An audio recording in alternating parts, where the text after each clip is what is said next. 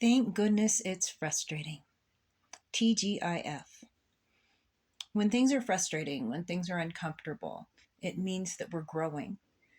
And I know firsthand, it can really seem like an undesirable thing when we're experiencing growth, when we're experiencing the opportunities for growth, when we're trying to get dishes done and a glass comes out of our hand, when we're trying to communicate with someone and they're just not getting it. But remember that in order to grow, in order to learn new things, in order to have new and better experiences, so we have to grow. So we have to learn new things and new perspectives. We have to leave behind old patterns.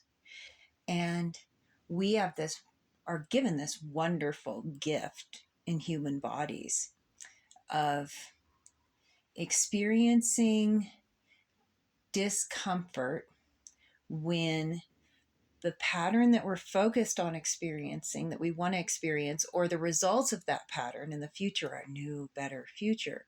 In order to bring that into our current reality, we've got to know the difference in the vibrational fields that we're attracting and experiencing and projecting. And in order to do this, discomfort is required. For example, okay, we start out when we're little kids, our parents tell us, don't put your fingers in the flames. They'll burn your finger. And what do? Most of us, we stick our finger in that flame and we do it anyway. And we experience pain. And that keeps us from burning our freaking fingers off or lighting our bodies on fire unless and until we grow wise enough to stop putting our fingers in the flame. Well, as we get older, we get entrained, for better and for worse, to avoid pain.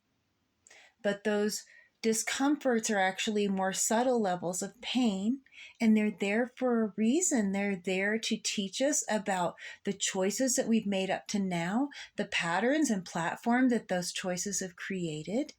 And it's not about avoiding the discomfort anymore.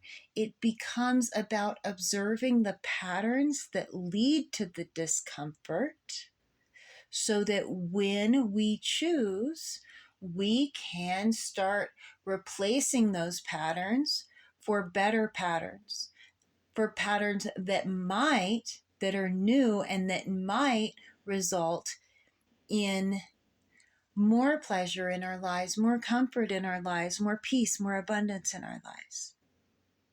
Now, our choices that are new are always good choices. I was reminded of this recently.